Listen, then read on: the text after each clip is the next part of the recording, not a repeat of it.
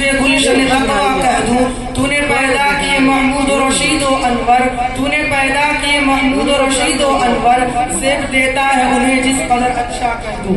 محترم حاضرین, ہندوستان میں 13ویں صدی عیسوی آخری سانس لے رہی تھی. اسلامی حکومت کا چراغ گل ہو رہا تھا.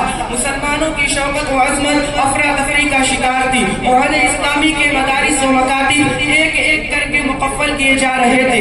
مساجد و معابد پر غیروں کے ہتھوڑے ظلم و ستم کے پہاڑ توڑ رہے تھے, اور مسلمانوں کی دینی و مذہبی صورتحال کا عالم یہ تھا کہ شیخ الاسلام حضرت مولانا سید حسین احمد مدنی رحمۃ اللہ علیہ کے بقول, جیسا کہ الجمعیت دارالعلوم صفحہ نمبر 64 پر درج ہے کہ چاروں طرف بے چینی کی آندھی چلنے لگی. کہیں سے اندرونی فتنے اسلامی قلعوں کو کھودنے لگے تو کہیں سے بیرونی دشمنوں نے دھواں آتش بازی کی. اور الرشید دارالعلوم صفحہ نمبر 641 کے مطابق علماء کو پھانسی پر لٹکایا گیا, دارالرسل پر چڑھایا گیا, دریائے شور کو عبور کرایا گیا, حق کو لوگوں کا سر اڑایا گیا. اسی پر بس نہیں, قرآنی نسخوں کو نظر آتش کیا جا رہا تھا, احادیث و فقہ کی کتابیں جلائی جا رہی تھی.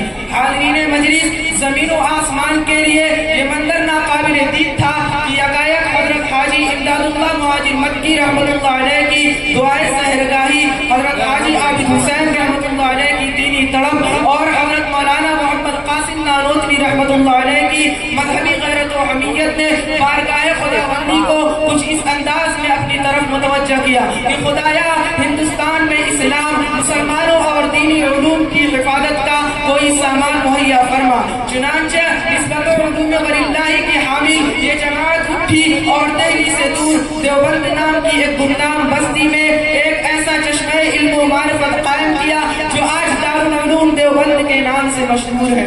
اور شیخ الاسلام رحمۃ اللہ علیہ کی زبان میں, جیسا کہ الجمعیت دارالعلوم صفحہ نمبر 66 پر درج ہے کہ اس نے یعنی دارالعلوم نے تھوڑی سی عمر میں اعلیٰ سے اعلیٰ کمالات رکھنے والے علماء ہزاروں کی تعداد میں پیدا کیے, جو کہ علمی, عملی, روحانی اور اخلاقی کمالات میں اپنے زمانے کے یگانہ اور اپنے اپنے دائرہ کار میں مذہبی رہنما اور امام ثابت ہوئے.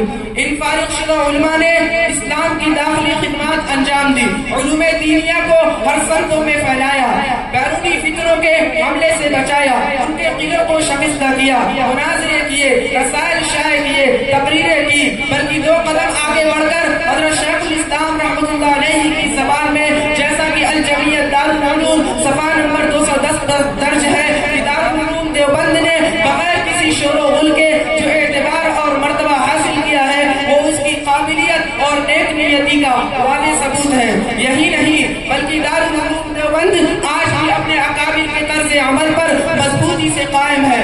لہذا آج کی اس محفل میں تمام فرزندان دارالعلوم دیوبند سے واضح الفاظ میں یہ کہنا چاہوں گا کہ ہمارے لیے اپنے ان اکابر کی قربانیوں اور ان کی جد و جہد سے غفلت قطعاً مناسب نہیں. مقاصد دارالعلوم کی پاسبانی ہمارا اولین فریضہ ہے. حالات زمانہ کے لحاظ سے امت کو اسلامی علوم اور کتاب و سنت سے واقف کرانا ہی ہمارا واجبی نصب العین ہے.